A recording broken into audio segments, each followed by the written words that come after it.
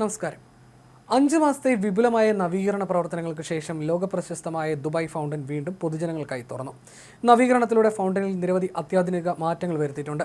5 മാസത്തെ അടച്ചിടലിന് ശേഷം ലോകത്തിലെ ഏറ്റവും വലിയ ഡാൻസിംഗ് ഫൗണ്ടൻ സംവിധാനം പുതിയ ആകർഷണങ്ങളോടെ സന്ദർശകരെ സ്വാഗതം ചെയ്യാൻ ഒരുങ്ങുകയാണ്.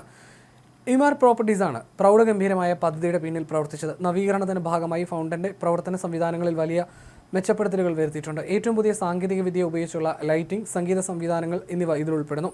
ഇത് സന്ദർശകർക്ക് മുമ്പത്തേക്കാൾ ആകർഷകമായ അനുഭവം നൽകും. ദുബായ് ഫൗണ്ടൻ ലോകമെമ്പാടുമുള്ള വിനോദസഞ്ചാരികളെ ആകർഷിക്കുന്ന ഒരു പ്രധാന കേന്ദ്രമാണ്. നവീകരണത്തിന് ശേഷം ഇത് അതിന്റെ പ്രൗഢി വീണ്ടെടുത്ത് കൂടുതൽ ആളുകളെ ആകർഷിക്കുമെന്നാണ് പ്രതീക്ഷിക്കുന്നത്. ദുബായ് നഗരത്തിലെ ഏറ്റവും മനോഹരമായ കാഴ്ചകളിൽ ഒന്നാണ് ദുബായ് ഫൗണ്ടൻ.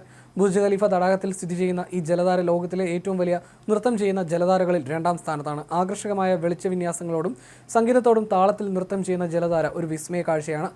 ദുബായിലെ പ്രധാന ആകർഷണ കേന്ദ്രങ്ങളിലൊന്നാണിത്.